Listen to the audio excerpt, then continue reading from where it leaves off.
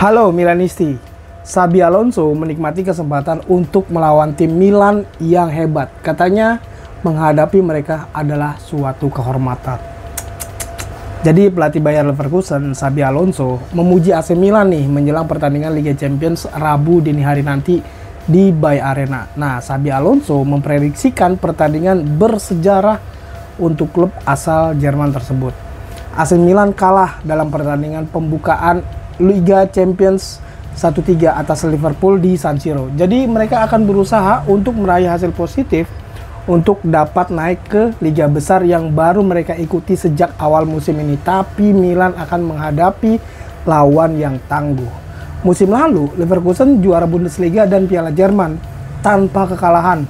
Dan pada kenyataannya satu-satunya pertandingan yang mereka kalah dari Atalanta di final Liga Eropa 3-0 yang menggagalkan mereka meraih treble. Leverkusen telah memenangkan 3 dari 5 pertandingan pembukaan mereka di Liga musim ini dan tampil mencetak 14 gol dalam prosesnya. Mereka memenangkan debut Liga Champions mereka dengan skor 4-0 di kandang Feyenoord yang merupakan bagian dari tim pertandingan beruntun di mana mereka mencetak setidaknya 4 gol, tapi mereka telah kebobolan 10 gol dalam 5 pertandingan Bundesliga.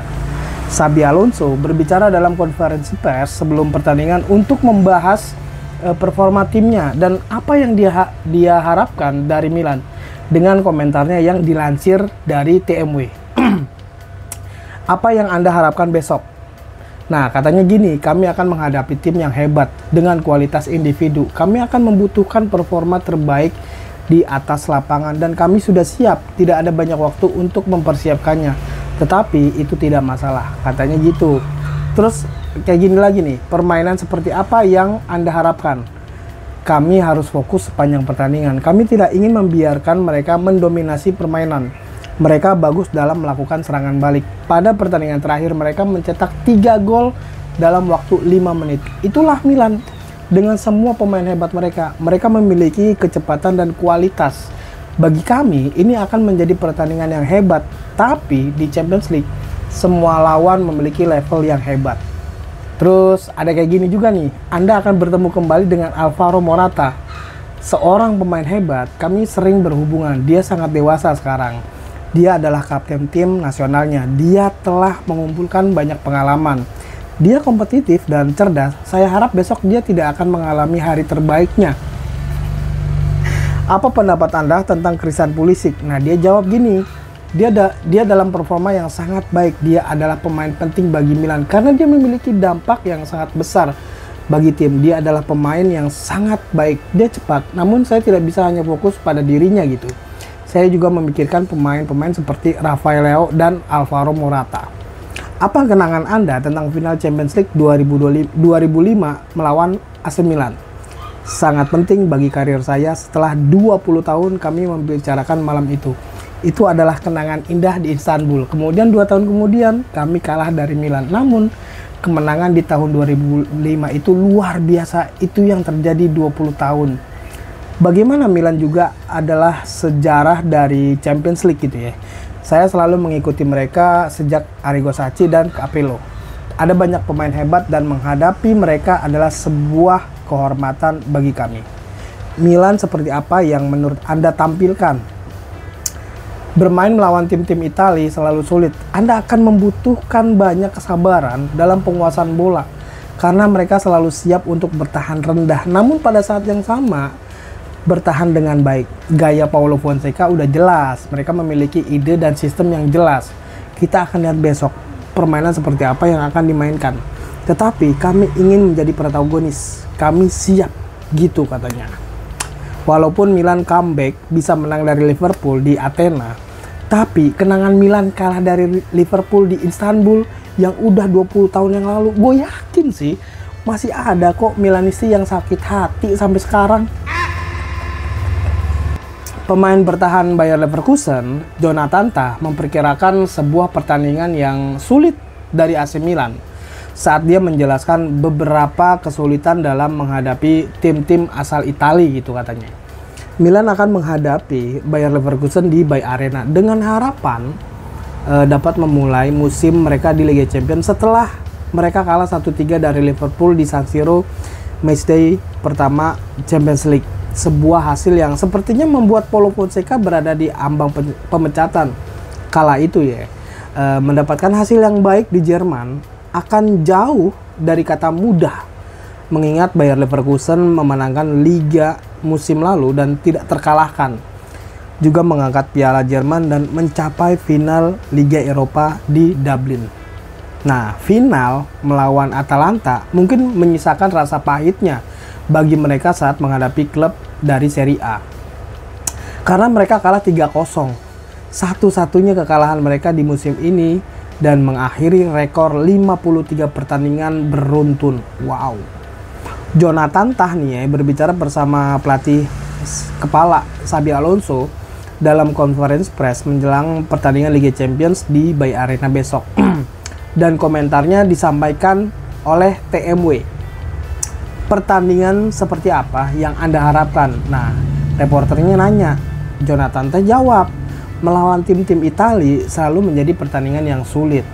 Besok akan menjadi tantangan besar melawan Milan dan kami harus berada dalam kondisi 100%, katanya gitu. Terus dia ditanya lagi, mengapa sulit menghadapi tim-tim Italia? Dia jawab nih, sulit bagi semua orang. Mereka memiliki gaya yang berbeda dengan Bundesliga, sangat taktis dan memiliki pertahanan yang hebat. Ini akan selalu menjadi level yang sangat tinggi. Kami akan membutuhkan konsentrasi yang sangat tinggi. Kami harus dominan dan penguasaan bola. Kemudian kami harus berhati-hati karena mereka berbahaya dalam serangan balik. Katanya gitu. Ya, lihat aja nanti ya. Nah, soal rumor transfer nih. Ini tentang Samuel Chukwueze yang dapat meninggalkan AC Milan pada awal bursa transfer Januari 2025 dengan adanya ketertarikan dari sejumlah klub Eropa. Ini menurut sebuah laporan ya. Chukwueze menjalani musim pramusim yang luar biasa di bawah pelatih baru Paulo Fonseca. Tapi dia kembali menjadi korban nih dari situasi yang sama seperti musim lalu gitu. Karena Christian Pulisic sedang dalam performa terbaiknya. Dan hal ini tersebut membuatnya tidak dapat dimainkan secara reguler gitu ya. Ada sebuah laporan bahwa Chukwueze bisa jadi akan keluar dari Milan.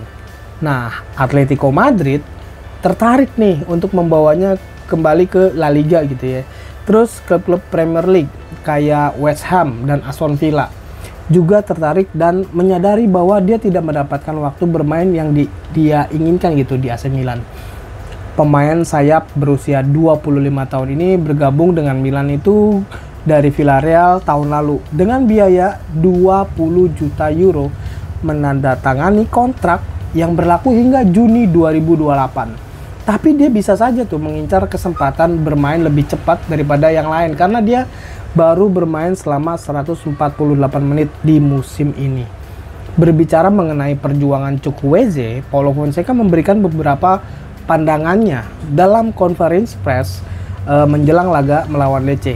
Katanya gini, dia menjalani pramusim dengan sangat baik ketika dia mendapatkan ruang saat menghadapi tim-tim besar.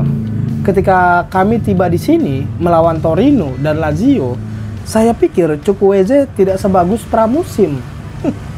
Ini bukan masalah kualitas, tapi masalah kepercayaan diri. Dia perlu mendapatkan kepercayaan diri dan bermain lebih banyak. Dalam konteks ini di Serie A dia tidak memiliki ruang. Dia harus melakukan pergerakan di waktu yang tepat, kata Paulo Fonseca gitu.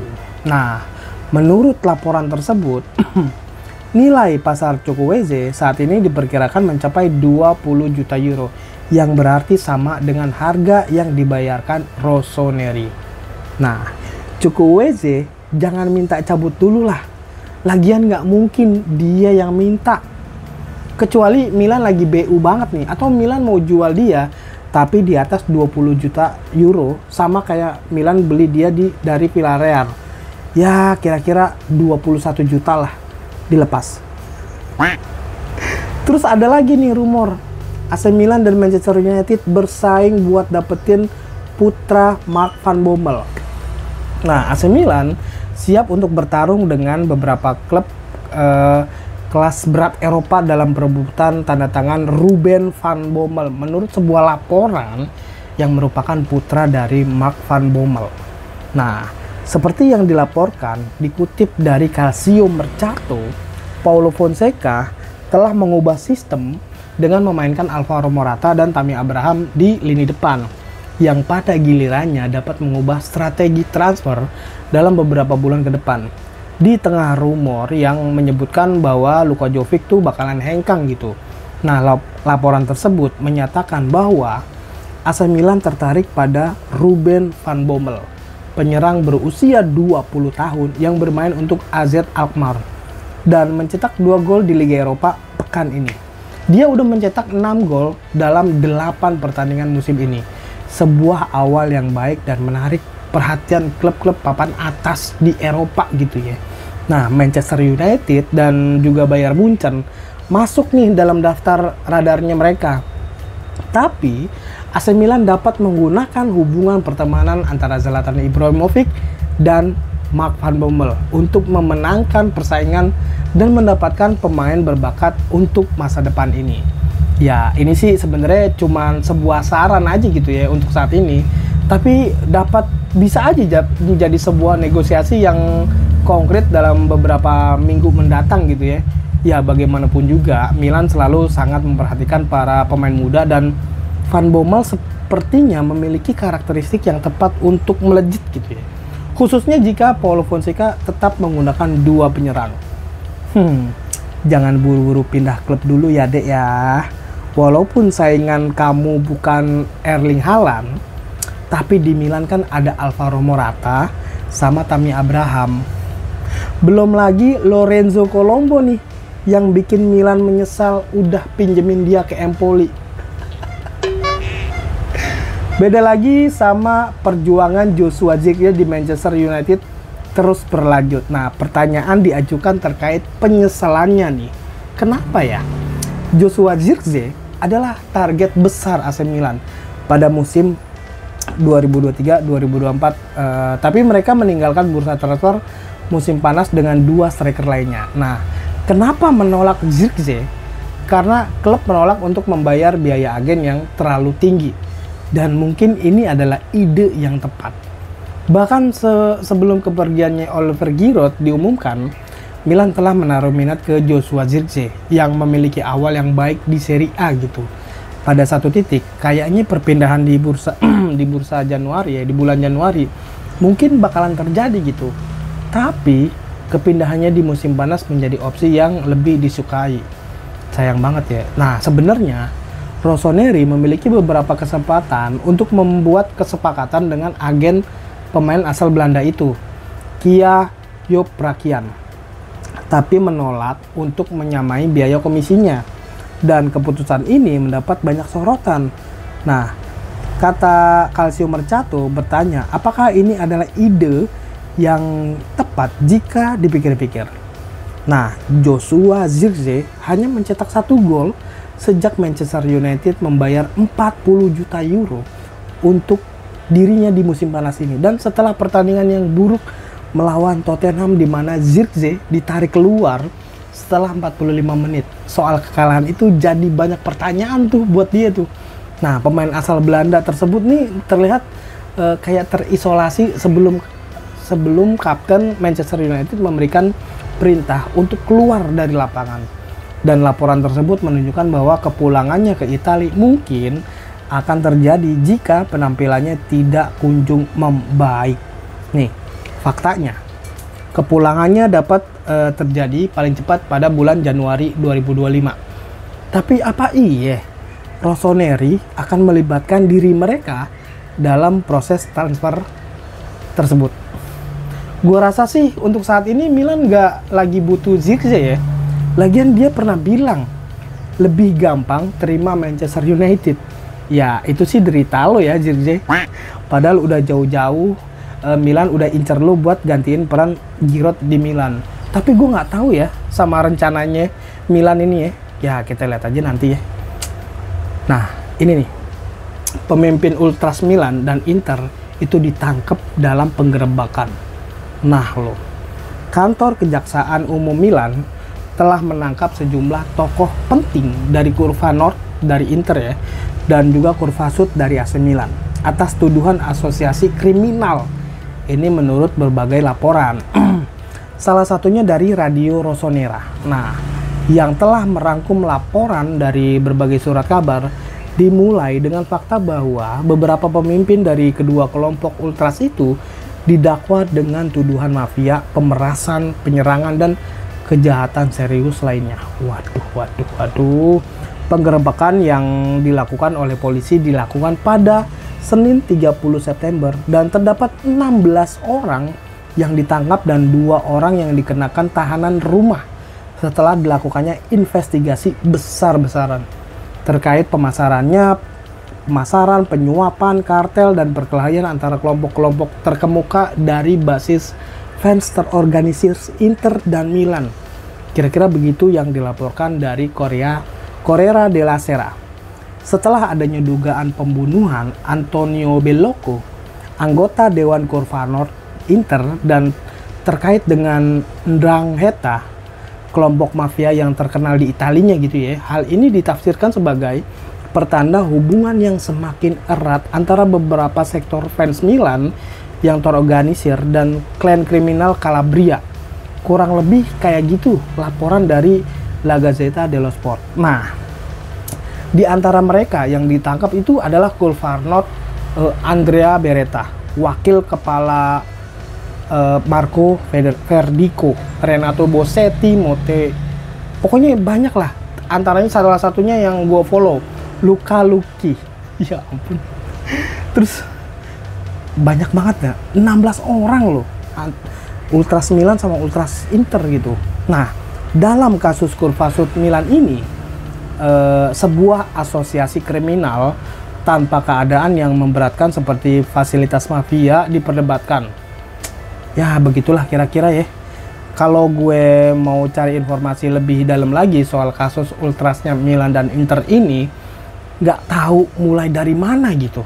Nah masalahnya kasus ini tuh udah masuk kategori kriminal loh. Sedangkan kan konten gue yang bikin itu cuman soal sepak bolanya gitu, titik. Tapi memang sih ultras atau hooligan ya, itu deket banget sama hubungannya sama klub gitu ya. Belum lagi gua harus butuh riset kan yang cukup buat ngulik kasusnya Ultras Milan sama Inter ini, dan itu juga butuh effort banget gitu buat ngejelasinnya. Mungkin kalau ada kesempatan gue bahas lagi deh kelanjutannya soal kasus Ultras Curva Sud Milan sama Ultras Curva Nord Inter. Oke, anak gue udah nangis.